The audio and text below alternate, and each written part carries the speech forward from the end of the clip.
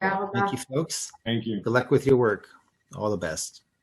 So I want to transition. Is that okay, Orit? I want to transition in introducing David very briefly. I know we have a lot of questions. I'm going to say one sentence about the last comment beyond what Sam said, which I think is very interesting. It's also an opportunity for us because during these last couple of months, we were able to offer also best practices between the partnership on some of those issues that were talked about so that we can continue. So this is not just a talk about what's happening in Montreal. It could be connected to the partnership moving forward. So maybe we should park some of these ideas. So David Amiel is here with us. Toda Rabba. He doesn't speak Hebrew. He has like about six. So that's the 6 words that he knows. So what we did in our planning, we said, yes, David Amiel is our immediate president of Federation CGA, the youngest president of Federation ever in history. And he is the CEO of Strauss Water and the co-CEO of Maroline. He runs a business, but he's also a great volunteer. I'll just say something personal about him in a second, but we wanted for this session to hear from somebody in the business world what is being done differently in the business world and see, and because David knows how to connect between this and Federation and our work and partnership, to hear from him. I'll just say a quick word. From my perspective, David has been introduced to the life of community and to volunteerism and to be the head of our Federation.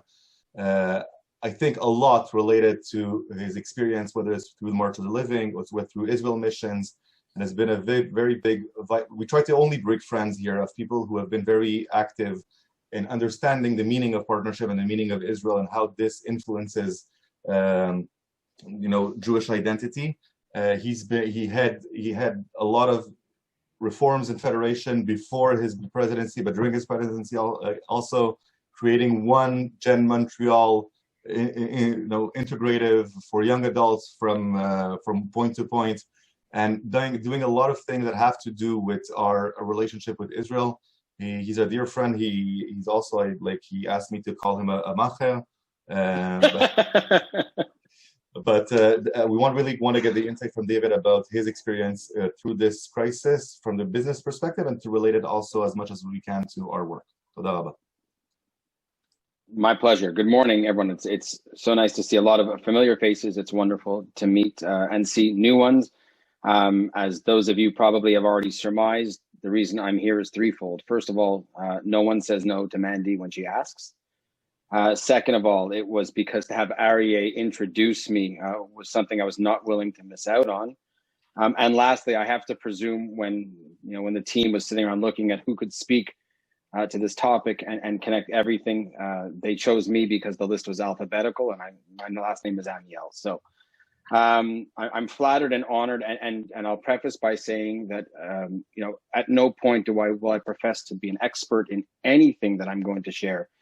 It is purely anecdotal, and as I think we would all agree in our work as volunteers, our work in professionals, and being proud Jews, stories are what we tell best, and invariably they end up being able to communicate and bring together ideas and what have you.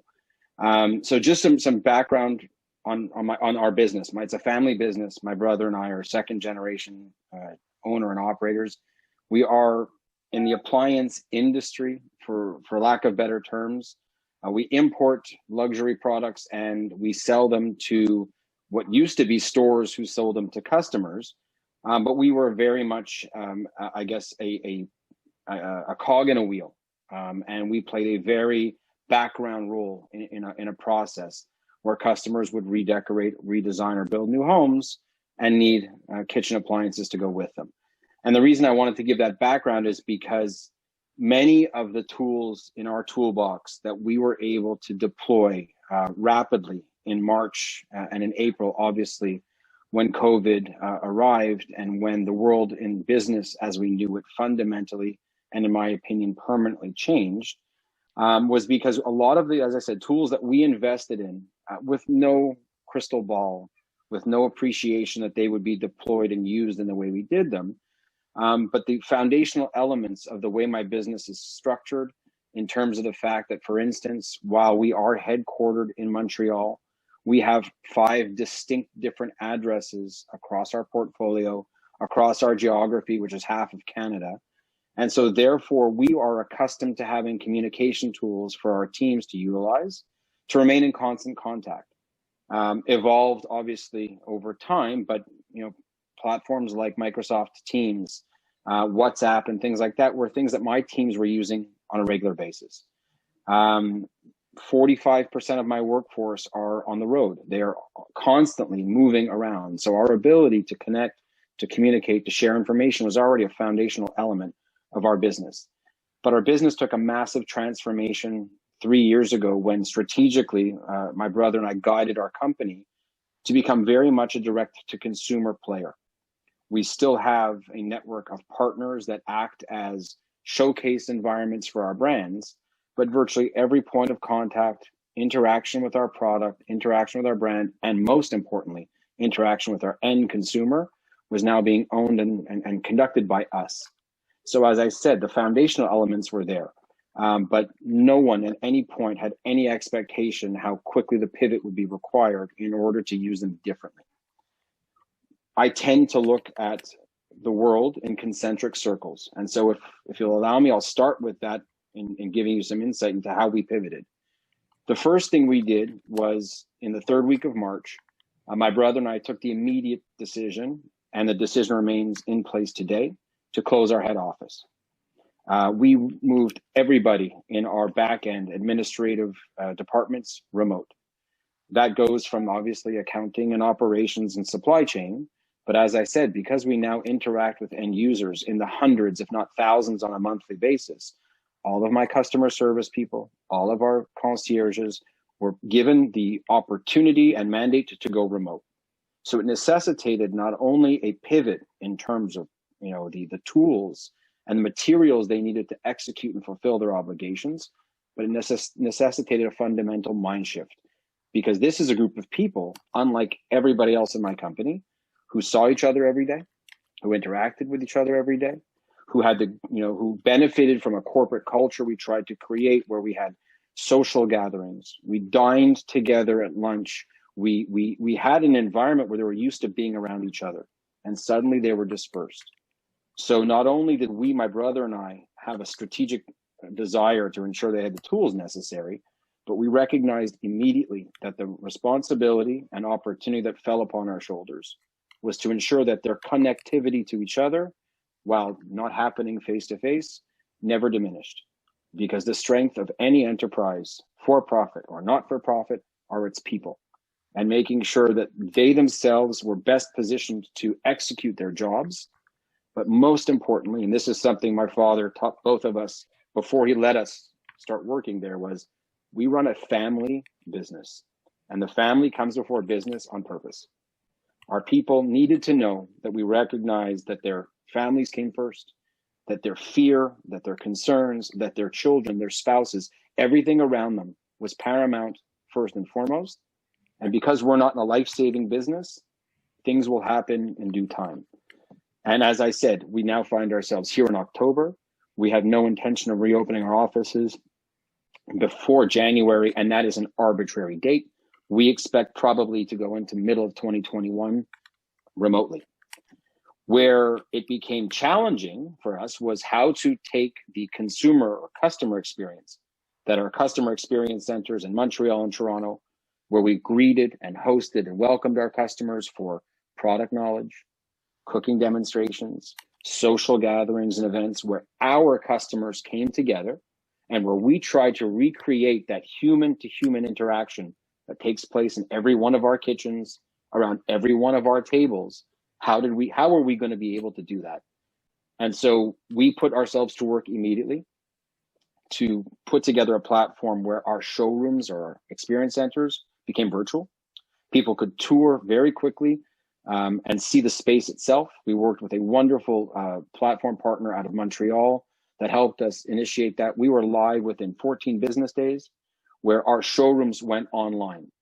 We went from having appointments that were done either by email or through designers or through my retail network to having a virtual booking platform where customers would go on, be able to book their appointments, what have you. That component was an eye-opener for us, because not only did we realize and recognize that the ability to offer people the opportunity to connect was paramount, it was incumbent upon us to do it in as quickly and as rapidly a response as possible.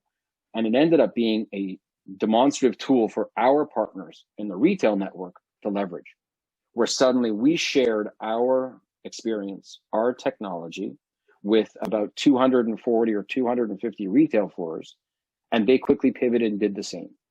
So suddenly that loss of human to human contact was going to be augmented, not replaced, by technology. What we have discovered since then is people want to see people. And so while they are not convening in the larger gatherings, we're not hosting 30, 40, 50 people in our showrooms every week. The people who are coming in because they want to see, touch, and feel. They want to speak to someone. Again, the industry I'm in, the kitchen is the home, is the noyau, is the nut of the house. It's where we dine, it's where we gather, it's where families entertain. And so that element can't be replaced by technology. And so we've learned to adapt and adjust. For customers who aren't comfortable, we have a virtual platform. For customers and individuals who want to come see, touch, and feel, we've extended our hours, we've made ourselves available, and we have adversely benefited because our people have been able to shine as a result. Because again, as a family first business, our people who are used to seeing, smiling, greeting, and interacting, they needed that. You know, we needed to make sure that we could create that for them. And so we've been very successful. And as I said, many of those tools will continue to be applied as this unfolds and when this ends. And I don't know when that is. What I can tell you is I spend most of my time physically at work, but I split my time evenly between my not-for-profit commitments and my for-profit business. I sit on between boards and committees, about 12 to 14 different groupings across a multitude of organizations. And everything I've just articulated, I have seen firsthand take place in those environments. And I've seen the same results. I've seen higher participation. I've seen higher contribution. I've seen higher productivity because, as we all probably agree, time is the most valuable resource we have at our disposal. And so as someone who fundraises, for instance, when I used to try and create opportunities to have face-to-face conversations to discuss the need to raise money to support the wonderful work that's being done in our community, I would say some, not all, would pleasantly say they were too busy to meet. Let's do it by phone. Let's do it by email. I've seen a dramatic increase in people's willingness and desire to interact virtually. Because as I keep repeating, we need as a species to see each other, to connect to each other, and to be there for each other. And so I see committee participation, board participation. Absenteeism is no longer a reality as it was before. We don't have excuses. We don't have other things going on. We've been forced as a species to focus on what matters most. That if we're going to give of ourselves and dedicate our time and energy, we're going to use the platform and tools at our disposal to do it. But we cannot prevent, nor should we ever inhibit the ability for us to connect person to person, face to face, Hollywood Square screen that I'm looking at, the Hollywood Square screen. And so I could go on forever, but I saw your calendar and your coffee break is next, and I'm not crazy enough to interject or prevent you guys from doing so. But as I said, what we've learned, my brother and I, in business and in not-for-profit, because we're both very active, is we didn't fear technology. We embraced it. We didn't shy away from learning and stumbling and falling and failing in certain areas. My company's stronger, my family's stronger, my community's stronger because we, not just my brother and I, we have recognized that and embraced that and will continue to utilize that going forward. David, toda rabba. This was really, hold on. Listen, the one thing that I want to just make resonate before we move on, first of all, thank you very much for participating. This was very inspiring, and it's important to get a scope beyond our community hats, and I'm happy that you mentioned also that you split your time. I didn't mention it, but David is very involved in other organizations, Jewish General Hospital and other foundation and other places. But I want to say that to me, what really inspired me, and I want to keep this, and I'll put it in the parking lot that we have in our website, is the idea of our kitchen. Because your business is around this, I think we have here also our own kitchen about what we're doing in terms of our relationships between Israel, Beersheba, Bnei Shimon, and Montreal. And in our kitchen, by the way, we can also, and we'll talk about this in the next few days, we've also seen connectivity that has increased. We've never met so much as a community that we've met in the last few months. So it really resonates, and I'm happy that you shared these insights. And mamash toda rabba, and go on. I don't know that you're in your kitchen right now, but if you want to go to your kitchen, I think it's the right. I'll go to my kitchen, if I may. So thank you for the kind words, if I may, and I don't say this lightly. This committee, in my humble opinion, is probably one of the most important committees that we have currently engaging, because as we witness, and I'm close to it, where experiential travel and the ability to connect physically, and the ability to connect Montreal with Beersheba, Montreal with Israel, Canada with Israel, this is going to be paramount for when the shades lift and the skies turn blue again. So toda rabba for the work that you're doing. Thank you all so much. It's incredibly important. And on behalf of, let's say, the Federation leadership and personal leadership, I can't thank you enough. So thank you all. Be well. Bye, David. Bye, Litraot. Thank you so much.